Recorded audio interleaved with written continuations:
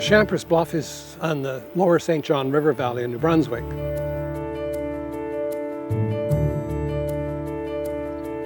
It's surrounded on three sides by water, which is one of the things that makes it quite wonderful in the sense that it has that kind of natural protection of water.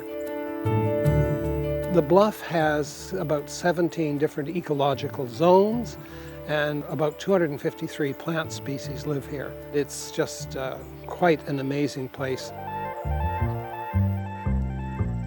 I'm a photographer. I've had a lifelong career as a photographer, both here and around the world, and I'm also a writer. When I began my photography, when I was really quite young, I started photographing the things that were nearest and dearest to me, which was the natural world.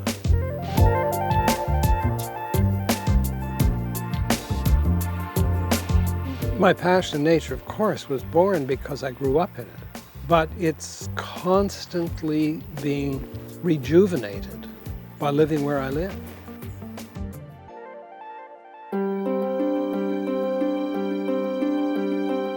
This area needs to be protected for the simple reason that it's in the greater St. John, and there's an awful lot of development going on here, and it's mostly thoughtless development.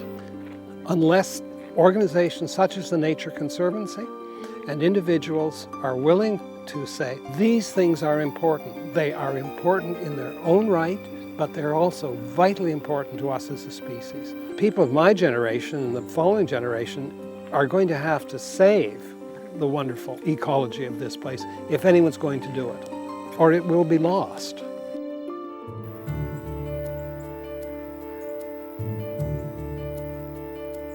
The Nature Conservancy of Canada played a very important part in the preservation of Champer's Bluff.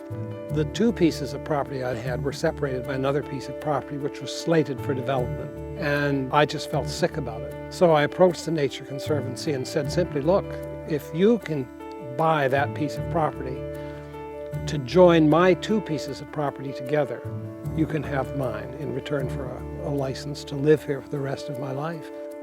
One of the things that makes me feel good is that Champer's Bluff, as I look down before me, I realize that these incredible fields and the forest behind me and all around me are not ever going to have any houses on them. Nature is a constant inspiration to the human spirit.